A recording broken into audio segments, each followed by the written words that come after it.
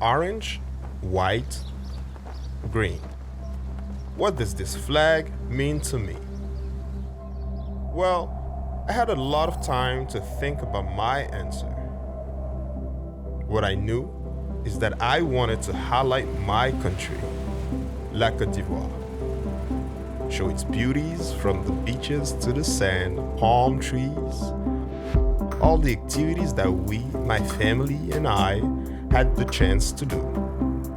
Swimming, riding ATVs, and jet skiing. From our time cruising the Ivorian roads, we would stop to get fresh fruits from these beautiful merchant women.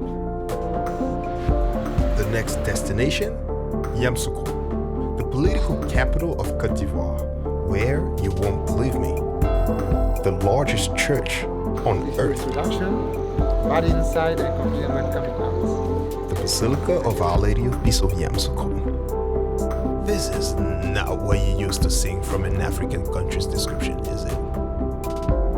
So I'm coming again. What does this flag mean to me? Well, it means a mission that I need to bring to the world. It means my roots, a place that heals my soul.